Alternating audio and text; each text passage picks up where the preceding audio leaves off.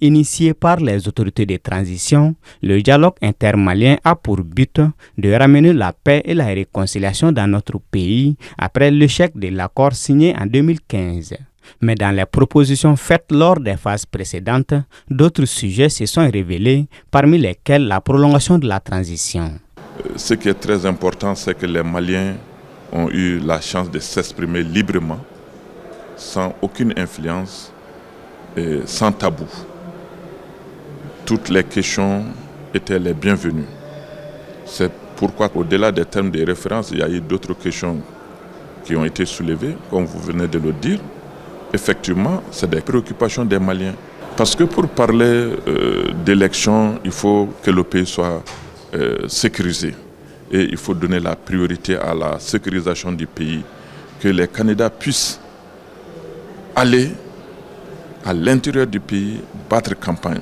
Quand vous regardez la situation depuis 2012 jusqu'à maintenant, nous pensons que tous les Maliens avaient un souci d'avoir une gouvernance vertueuse, quelque chose qui permet au peuple de dire « nous sommes fiers d'être Maliens ».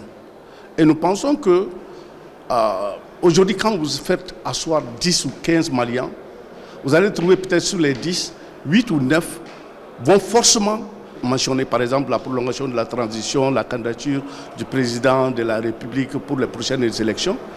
C'est parce que les gens ont compris qu'on a besoin des hommes et des femmes aujourd'hui qui permettent que ce pays-là ne retourne plus jamais là où elle était. Toutefois, ne faisant pas partie des principales thématiques de ce dialogue, cette question figure tout de même en bonne place dans les recommandations de la quasi-totalité des régions. Il a été clair, nous avons 5 thématiques qui ont été identifiées pour ce débat. Et parmi ces thématiques, il n'y a aucune faisant référence à la prolongation de la transition.